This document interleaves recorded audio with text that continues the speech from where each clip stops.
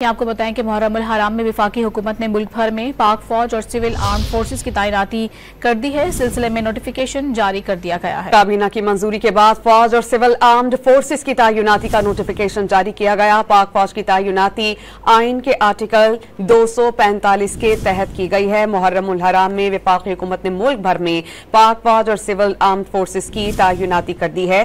Civil armed forces की तैनाती इंसदाद दहशतगर्दी 1997 के तहत होगी। चारों सूबाई हुकूमतों, आजाद कश्मीर, गिलगित बल्तिस्तान हुकूमतों ने दरख्वास्त की थी। इस्लामाबाद जिला इंतजामिया ने मुहर्रम उल हराम की सिक्योरिटी के लिए दरख्वास्त की थी। पाक फौज और सिविल आर्म्ड फोर्सेस की तैनाती मुहर्रम उल हराम के लिए होगी ताकि सिक्योरिटी के हतमी इंतजामात को फूल प्रूफ बनाया जा सके।